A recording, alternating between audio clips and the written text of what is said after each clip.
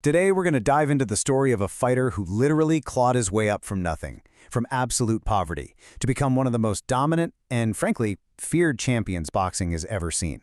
This is the story of Carlos Monzón, the Iron King of Santa Fe, a guy whose whole approach to the sport was just chillingly effective. You know, this one quote about Monzón and his trainer, it tells you everything you need to know, doesn't it? This wasn't about a game, it wasn't just a sport for him. It was a cold, clinical, calculated deconstruction of his opponents. It just sets this incredibly chilling tone for the man who would come to rule the middleweight division. That's the 160-pound or about 72.5 kilogram class with an absolute iron fist. So let's wind the clock back a bit. In the late 1960s, Carlos Monzón was already a hero in his home country of Argentina. But, to the rest of the world, he was basically a ghost, a total unknown. A champion in his own land, sure, but a king without a crown on the world stage. And that was all about to change. To really understand the fighter, you have to understand the fight he was born into. His entire life was a battle for survival, long before he ever even thought about stepping into a ring. And his origin story? It is absolutely crucial to understanding the man he became. I mean, just try to picture this, the dusty, impoverished outskirts of Santa Fe. We're not talking about a humble beginning here. This was a desperate one. For Monzón and his family, the fight for the next meal was a daily, grinding reality. And on top of that, he was one of 12 kids. 12! I mean, can you imagine that? The constant pressure, the struggle for resources, for even a moment of peace, for a single piece of bread?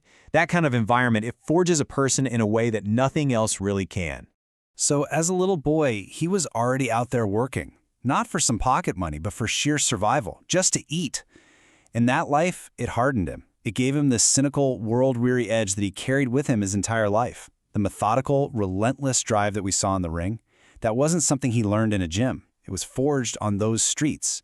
That's where he learned that wasting energy was a luxury he just couldn't afford, a lesson he'd later applied every single movement inside the ropes.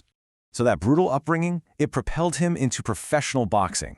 He quietly built this formidable record down in South America. And then, after years of fighting in what was, relative obscurity, came the moment that changed everything. The chance to fight for the middleweight championship of the world in 1970. The stage was set in Rome for what would become his legendary coronation. Now, this is what's so incredible about this matchup. The contrast is just stark.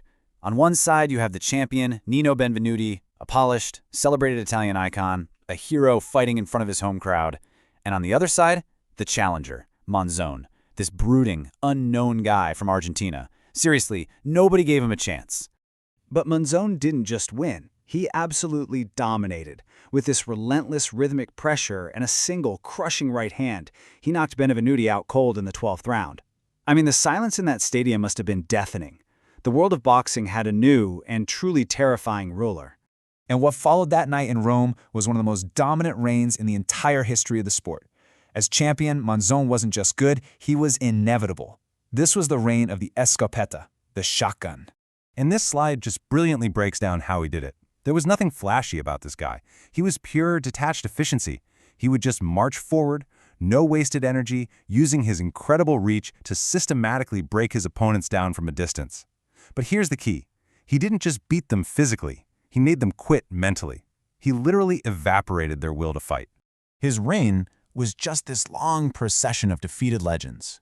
14 times he defended his title. That is a staggering number. He dismantled a who's who of the era's best fighters. Everybody from the crafty Emil Griffith to the powerful Jose Napoles.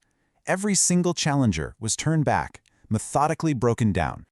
And he wasn't just defending it, he was owning it. He held that undisputed championship for 7 consecutive years. Just think about the kind of consistency that requires. 7 years at the absolute pinnacle of one of the sport's toughest divisions, never once giving up his crown.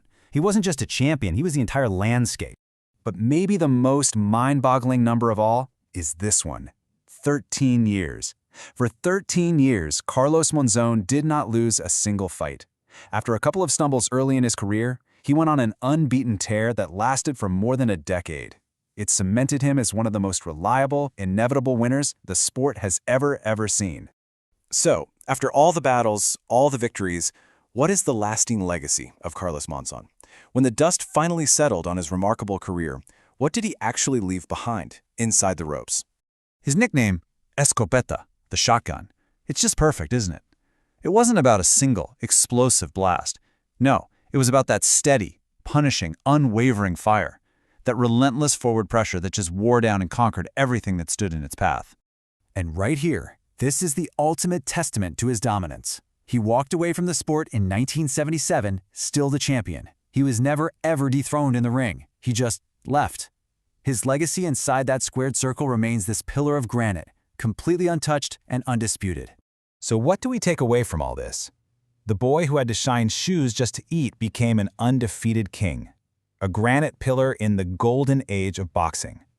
Which really just leaves us with one final question to think about. Was Carlos Monzón the greatest middleweight to ever live?